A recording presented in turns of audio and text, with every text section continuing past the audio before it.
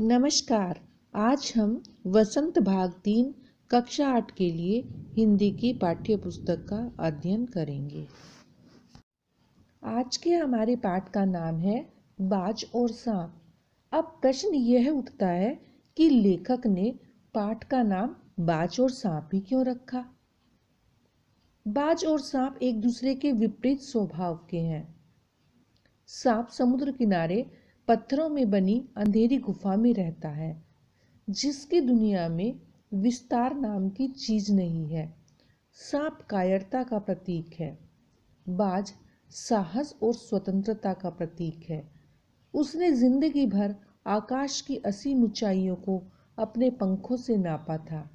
बाज साहसी है, इसलिए लेखक ने शीर्षक के लिए इन्हें चुना होगा। आज की हमारी कहानी के लेखक हैं निर्मल वर्मा जी। निर्मल जी की इस कहानी के दो प्रमुख पात्र हैं, सांप और बाज। सांप समुद्र किनारे पत्थरों में बनी अंधेरी गुफा में रहता है। उसे इस बात की खुशी है कि उसे न किसी से कुछ लेना है, न ही किसी को कुछ देना है। उसे उस स्थान पर कोई हानि नहीं पहुंचा सकता। एक दिन एक घायल बाज उसकी गुफा में आ गिरता है।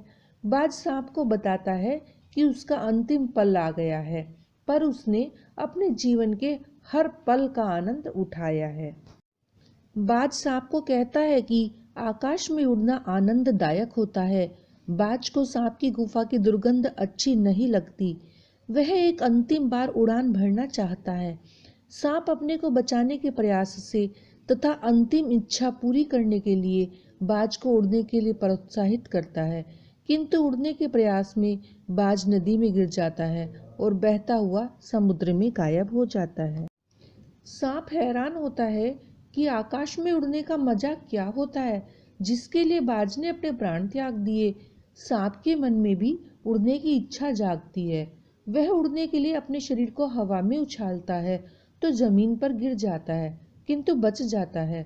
वह सोचता है आकाश में कुछ नहीं है, सुख तो जमीन में है, इसलिए वह फिर उड़ने का प्रयास नहीं करेगा। सांप ने कुछ समय बाद सुना जैसे लहरें बाज को श्रद्धांजलि दे रही थी, जिसने वीरता से अपने प्राणों की बाजी लगा दी। लेखक कहते हैं, वास्तव में जीवन उन्हीं का है जो उसे दांव पर लगाकर चलते हैं, जो मौत को सामने देखकर भी अपना रास्ता नहीं बदलते। प्रश्न अभ्यास। प्रश्न 1। घायल होने के बाद भी बाज ने यह क्यों कहा, मुझे कोई शिकायत नहीं है? विचार प्रकट कीजिए। उत्तर। घायल होने के बाद भी बाज ने यह कहा कि मुझे कोई शिकायत नहीं है। उसने ऐसा इसलिए कहा क्योंकि वह किसी भी कीमत पर समझौतावादी जीवन शैली पसंद नहीं करता था। वह अपने अधिकारों के लिए लड़ने में विश्वास रखता था। उसने अपने जिंदगी को भरपूर भोगा। वह असीम आकाश में जी भरकर उड़ान भर चुका था। जब तक उसके शरीर में ताकत रही, तब तक ऐसा कोई सुख नहीं बचा जिसे उसने न भोगा हो। वह अपने जीवन से पूर्णतः संतुष्ट था। प्रश्न 2। बाज जिंदगी भर आकाश में ही उड़ता रहा, फिर घायल होने के बाद भी वह उड़ना क्यों चाहता था? उत्तर। बाज जिंदगी भर आकाश में उड़ता रहा। उसने आकाश की असीम ऊंचाइयों को अपने पंखों से नापा। बाज साहसी था। वह किसी भी कीमत पर समझौतावादी जीवन शैली पसंद नहीं करता था, अतः कायर की मौत नहीं मरना चाहता था। वह अंतिम क्षण तक जीवन की आवश्यकताओं के लिए संघर्ष करना चाहता था। प्रश्न 3।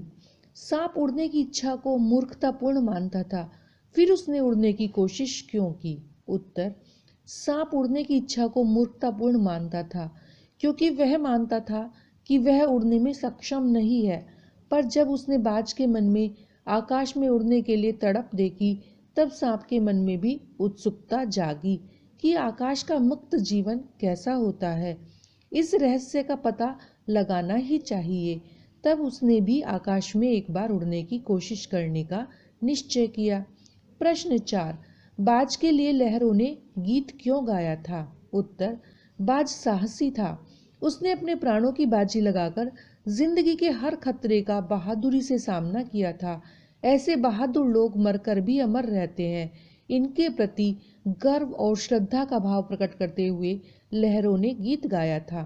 प्रश्न 5, घायल बाज को देखकर सांप खुश क्यों हुआ होगा? उत्तर, सांप का शत्रु बाज है। चूंकि वो उसका आहार होता है, घायल बाज उसे किसी प्रकार का आघात नहीं पहुंचा सकता था। इसलिए घायल बाज को देखकर सांप के लिए खुश होना स्वाभाविक था। कुछ अन्य प्रश्नोत्तर। प्रश्न 1, बाज को आकाश में उड़ने के लिए छटपटाता देख सांप ने बाज से क्या कहा? उत्तर, सांप ने बाज से कहा, यदि तुम्हें स्वतंत्रता इतनी ही प्यारी है तो इस चट्टान के किनारे से ऊपर क्यों नहीं उड़ जाने की कोशिश करते? हो सकता है कि तुम्हारे पंखों में अभी इतनी ताकत बाकी हो कि तुम आकाश में उड़ सको। कोशिश करने में क्या हर्ज है? प्रश्न 2, सांप ने बाज को अभागा क्यों कहा? उत्तर, सांप ने बाज को अभागा इसलिए कहा क्योंकि बाज ने आकाश की आज़ादी को प्राप्त करने में अपने प्राणों की बाजी लगा दी। प्रश्न 3, क्या बाज का अपने अंतिम समय में उड़ने का निर्णय सही था? उत्तर, हमारे अनुसार बाज द्वारा लिया गया निर्णय सही था। बाज अपने अंतिम समय में भी स्वतंत्रता का अनुभव करना चाहता था। प्रश्न 4, लेखक सांप और बाज के माध्यम से क्या शिक्षा देना चाहता है? उत्तर, लेखक इन पात्रों के माध्यम से मनुष्य को कायर न बनकर स्वच्छंद व निडर बनने की प्रेरणा देना चाहता है। मनुष्य को अपने जीवन के अंतिम समय तक परिस्थितियों से हार न मानकर चुनौतियों का डटकर सामना करना चाहिए।